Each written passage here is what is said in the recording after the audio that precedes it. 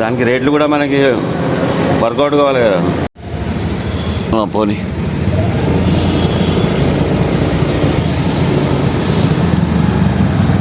ఈ మోహన్ గౌడ్ ఉన్నాడు కదా అన్న, ఈయన చిన్నప్పటి నుంచి లీడర్ అన్న మా గల్లీకి. అయితే మేము ఆయన ఇంకా మొత్తం ఫ్లాగులు గీగులు అన్నీ పెట్టుకొని తిరిగినాం. ఓకే, ఆయన బిహెచ్ఎల్లో కూడా నిల్చున్నాడు.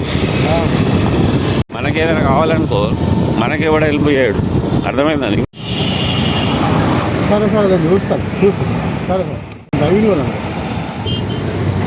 ఓకే భయ్యా, ఈ ఫిషర్స్కి నేను ఫ్రెండ్ అవ్వాలనుకుంటున్నాను. ఇప్పుడు నేను ఫ్రెండ్ అవ్వగలుగుతానా చెప్పను?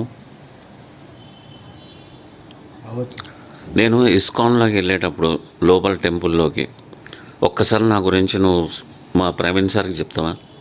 నేను ఏమని చెప్పి తీసుకెళ్ళాను నీకు ఫస్ట్?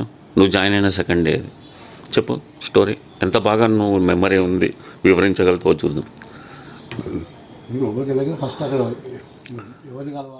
నేను చెప్తాను చూడు. అది వెళ్ళిపోతుంది అంటావా, ఉంటుంది అంటావా? చూస్తుందా లేదా నన్ను? దానికాడ ఒక నల్ల బాల్ పెట్టినట్టే కనిపిస్తున్నా లేదా అన్న చెప్పు. చెప్పు. అవును సార్ నిజంగానే చూస్తున్నాను చెప్పు. కొంచెం కనెక్ట్ అవ్వు. అది చూడు మెల్లగా జరిగింది, దానికి అర్థమైపోయింది. బేకార్ చేసి ఆపంగానే వెళ్ళిపోతుంది అది.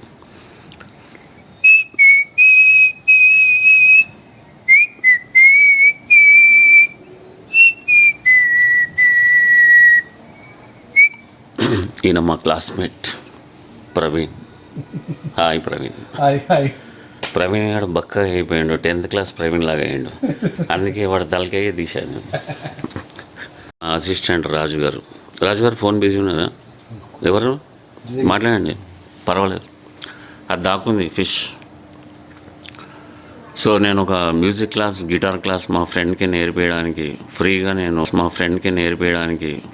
నేను నేర్పించచ్చు. చాలా నీకు మ్యూజిక్ మస్తు ఎంజాయ్ చేయొచ్చు. నీకు గిటార్ అనేది ఎందుకు నేర్చుకోవాలి అంటే, ఒక ఇన్స్ట్రుమెంట్ని ఆలోచనని ఎన్హాన్స్ చేయడం అంటే, యాడ్ చేయడం అంటే, అది మ్యూజిక్ ఇన్స్ట్రుమెంట్ ఒకటే చేయగలుగుతుంది, ఒక పాటనే చేయగలుగుతుంది. నేను డిస్టర్బ్ చేయదు.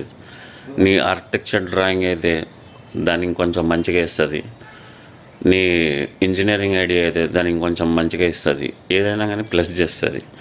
దాంట్లో గిటార్ అనేది సూపర్ ఇన్స్ట్రుమెంట్. నేనే డిస్కవర్ చేసినారా భయ్, నేనే తెప్పించుకొని నేర్చుకున్నాను.